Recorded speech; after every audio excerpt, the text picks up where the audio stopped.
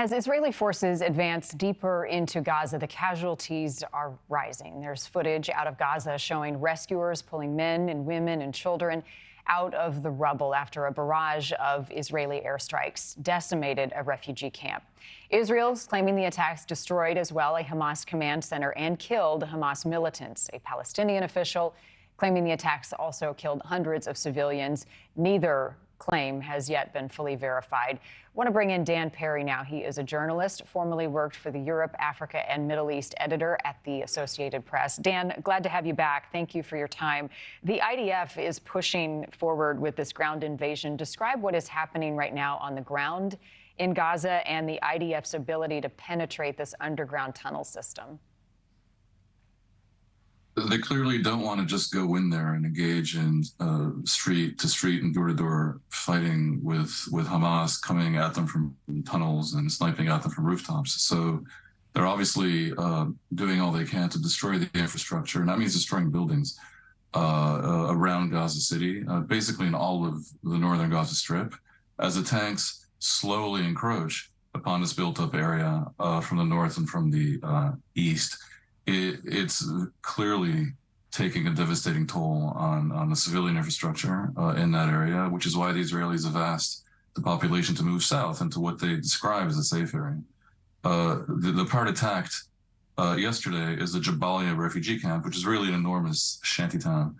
And they claim that there were legitimate Hamas military targets there. But of course, the Hamas purposely places themselves in the middle of these civilian areas for the express purpose of the result that we see here in the video. It's just a horrible situation. And there's no way to go after Hamas without civilian casualties for the reasons you've laid out. They use humans as shields. Everyone criticizes the Israelis for all this, much as one could have criticized the Americans and the coalition in Iraq for what was done in Mosul. And other Iraqi cities, and also Raqqa in Syria, which left incredible devastation, almost beyond belief. I remember we covered that, and the drone footage from above those cities was even worse looking than what we see in Gaza. I share the despair over what's going on the ground in Gaza, and I talk to people there, and it's just heartbreaking. However, I've yet to hear a plausible idea about how it can be avoided. And as I say, it wasn't in the case of the war against Islamic State. Look, we have here, first of all, above and beyond everything else, a heartbreaking situation where I would certainly urge all sides, Israel, Egypt, the U.S. and the West, to whatever extent they can influence things, to take into account the humanitarian catastrophe in Gaza. I really would. But on the other hand, we have a genuine clash of narratives. I mean, from the Israeli side, what they endured on October 7th with the butchery, butchery is the right word, of 1,400 people, families and babies and elderly people, that just ended the discussion. And they have to get rid of Hamas, I think pretty much at any price.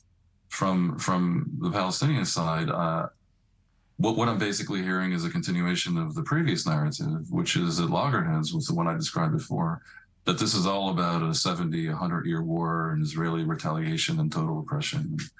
The situation didn't start on October 7th, which suggests that there was a reason for the massacre. I don't know how you bring these two narratives together. I think the only hope we can conceive of is for the future, where everyone who has an influence should hope that rationality and humanity and decency prevail on all sides. And on that point, you say it is time for new ideas in the Middle East, and you recently wrote, "Everything that was tried has been a litany of failure." What do you believe right now is the least bad option? Putting aside the cost of it, I do assess that Hamas must be defeated in Gaza. Primarily for the Gazan people. Almost 2.5 million people have had to live under this insanity for 16 years, where having a beer will land you in jail and being gay will get you killed. And every couple of years, they poke a much bigger bear in the eye and have this happen. So Hamas has to go, and I think what follows ultimately will be Palestinian control run by the Palestinian Authority, and I hope they one day get independence in a state, not just autonomy. And I do suspect it will require some form of international involvement, probably a multinational force to help the Palestinians pacify Gaza, or at least keep the peace, and perhaps an Arab League force as well, although I know Egypt doesn't want to be involved. Thank you for watching. Go to newsnationnow.com to find NewsNation on your television provider. And don't forget to click the red subscribe button below to get more of NewsNation's fact-driven, unbiased coverage.